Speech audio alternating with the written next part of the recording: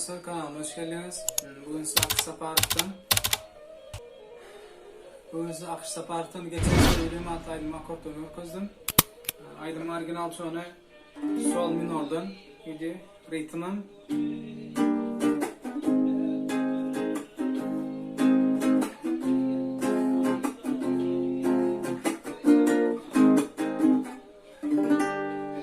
ritim şeyle hayal vurkuzayım.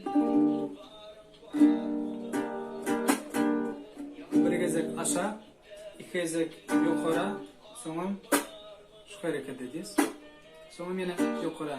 Bunların hepsini birleştireceğiz.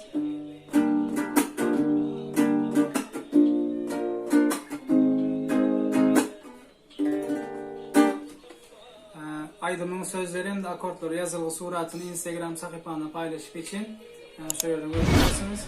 Videomuz yaran olsa size peydası değerli olsa kanala azab olun, hem de video like koymayı hayattan çıkarmayın.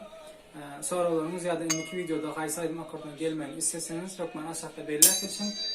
Bundan sonra videoda görüşene kadar sağ olun.